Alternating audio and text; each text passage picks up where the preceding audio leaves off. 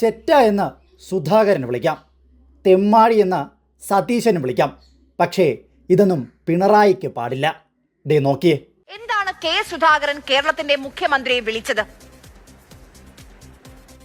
ഈ ഇടത്തിൽ സ്വാതന്ത്ര്യം നേടിക്കൊടുത്ത Indian national കോൺഗ്രസിന്റെ മുമ്പിൽ നിങ്ങൾ കേവലം ഒരു കൊടിച്ച് പട്ടികളാണ് എന്ന് നിങ്ങൾ ഓർക്കണം. ഞങ്ങൾക്കൊരു പ്രശ്നമല്ല. മുഖ്യമന്ത്രിയെ കുറിച്ച് പറയാതിരിക്കുക ഭേദം. പറയുന്നത് തന്നെ നാണക്കേടാണ്.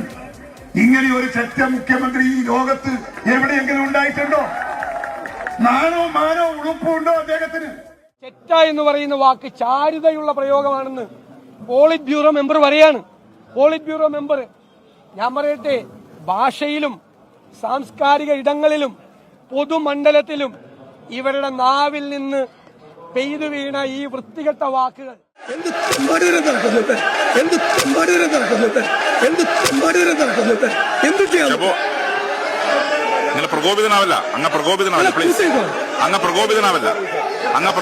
പ്ലീസ്.